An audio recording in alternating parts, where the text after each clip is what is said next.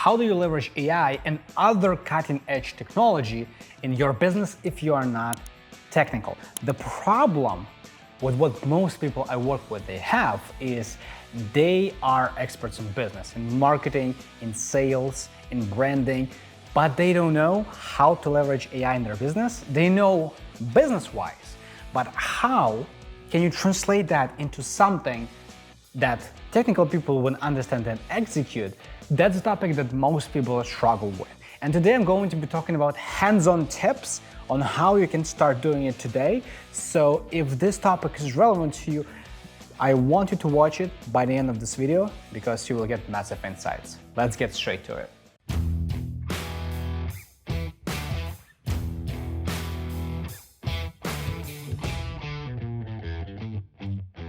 The first thing we need to agree on with you in this video is that the problem is not the technical challenge of what you're trying to achieve.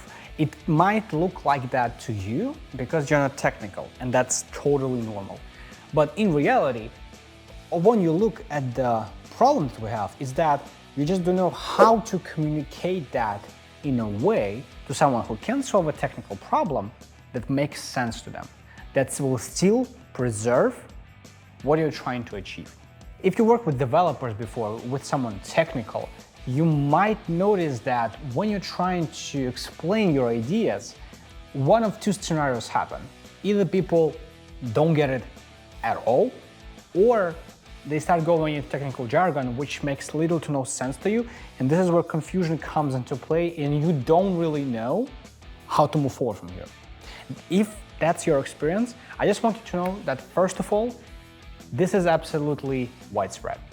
Most people are not technical in fact, but a lot of them are running their businesses, and a lot of business owners, technical to a degree, but not to a degree where you can actually pull up the development console and build something, right? That's a whole skill on its own. Maybe you don't have 10,000 hours to invest into software engineering because we all have finite amount of hours. So I would rather do marketing and distribution, and we use someone for technical side. So today I'm going to be speaking to you about how you can do that in your business, even if you're not technical. So let's keep doing that. The first thing you need to start doing and start thinking and talking goals oriented. Now, Vlad, what do you mean by that? When I say goal oriented, I mean every time you explain what you're trying to achieve, we should start thinking from the perspective is what is the goal that we're trying to achieve? What is the final result that we're aiming for business-wise? That is super important. A lot of times when someone reaches out to me for help, or I just see it happening in the wild, in open and public, is people who are not technical, who are not experts, haven't invested 10K hours into this. They start talking technical terms because that's what they got from previous people that they communicated with, right? When you reach out to someone and say, hey, I need to build this app that's going to be integrated with that, there's going to be a database, things like that. You might understand what they're talking about, but do you know from the bottom of your heart that this is really the best solution for what you're trying to achieve? Probably the answer is no. And the reason for that, once again, there are people who are more qualified on a technical side. They're just unable to adapt to goal-oriented mindset. And this is why, from your experience, you just start talking those technical terms. And this is where the confusion comes into place, because you really don't know whether what you're proposing is really going to solve your problem the best way possible. You're just guessing based on your research, based on what other people told you. And this is where the danger zone happens. This is where talented, absolutely mind-blowing business owners that I personally know, they come to freelancers, they're software engineers, and they tell them, hey, I need the app, I need the database, I need things like that, I need this and that. And guess what? It actually happens. People actually build this for them, but that's not what they needed.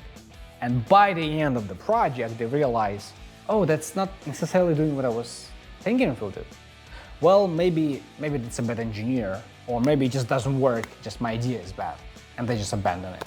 And it just breaks my heart. It just breaks my heart.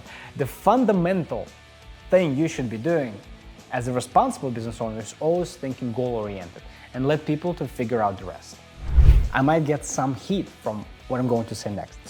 But I'm willing to say this because I know it will help you. Screw the technical talk, okay, for you. Screw the technical talk, focus on business, focus on what needs to be achieved. Let the person tell you what you need on the technical side. Now, I want you to adopt this mindset, not because of your ego, not because you're not willing to talk technical terms, but because you know that in order to be qualified for that, you need to invest a lot of time in understanding those basics, right? How much time have you invested in learning marketing? How much you've been practicing marketing? You would probably be thinking not in hours, hundreds of hours, but thinking thousands of hours that you personally invested. That's why you know your stuff. You need to find people who know their stuff. Because when people talk to you, when people ask for your advice, they don't tell you which campaigns to run or how to do things that you're good at, right? You know your stuff. You know what you need to be doing. You need to find a person that knows their stuff as well. So here's what I want you to do. Next time, when you need to solve something technical, you're building your SaaS, you're building internal integration, you're doing something technical you're not qualified for yourself as technician, you need to find an expert, not a contractor.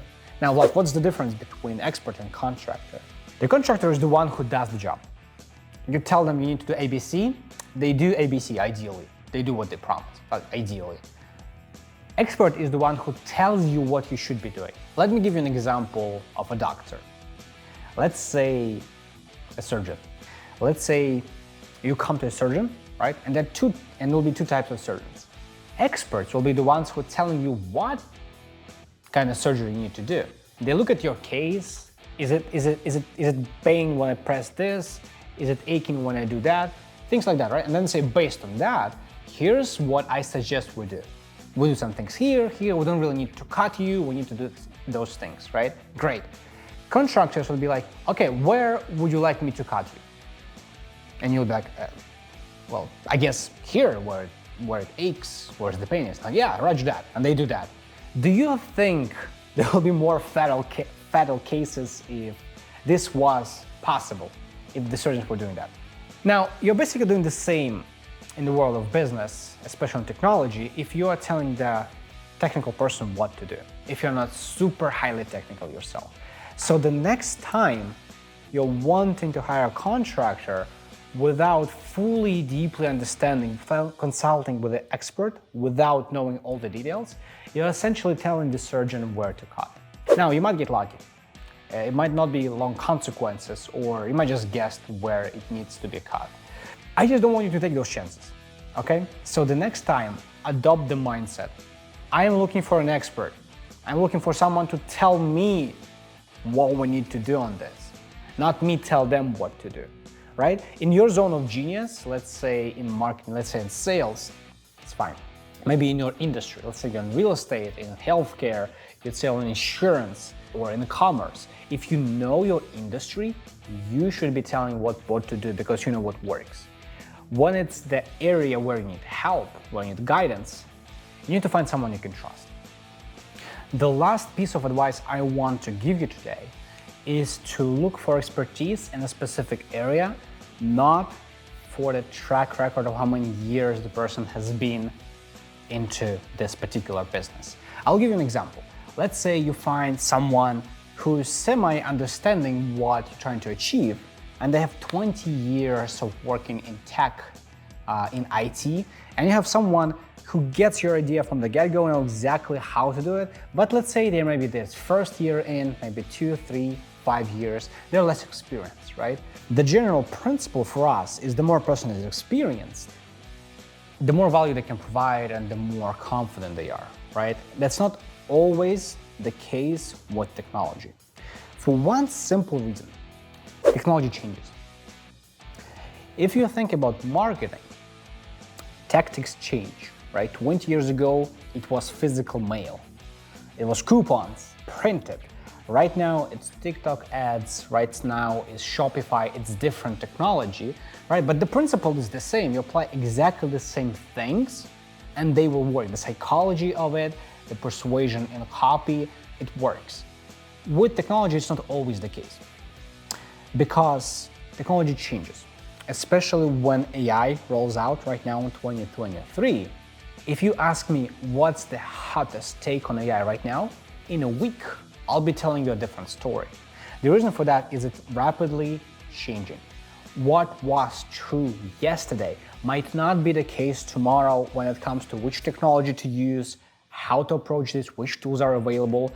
So whoever is at the bleeding edge of what's happening right now has the advantage in helping you solve what you're trying to solve.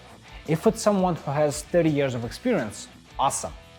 But if you're choosing experience over the cutting-edge knowledge, you're putting yourself in a risk of becoming obsolete pretty soon. We know a lot of websites, we know a lot of technology is becoming archaic, and even huge companies work tirelessly, work day and night trying to migrate from that to something new, to something more robust, especially when new vulnerabilities come into place. So the last piece of advice to summarize is look for relevant expertise, not necessarily for 20 years of experience in it. Because if you find someone who can solve that problem, I personally don't care how much time they have in business. If they know how to do it, I would love them to take care of it. That's the last piece of advice. Let me know if that works in the comments. If this content for you is helpful, make sure to like the video. This way I know how to make more content helpful to you, and subscribe to the channel because there is much more coming out on technology, on how to work with technical people, on AI, on SaaS, and all those things that you're interested in. I will also be leaving a link to my calendar in the description to this video in case you want to connect, brainstorm some ideas. Maybe this video inspired you some kind of collaboration that you might want to consider talking to me about. Make sure to grab some time on the calendar and I'll see you there. With that said, appreciate you watching and I'll see you in the next video.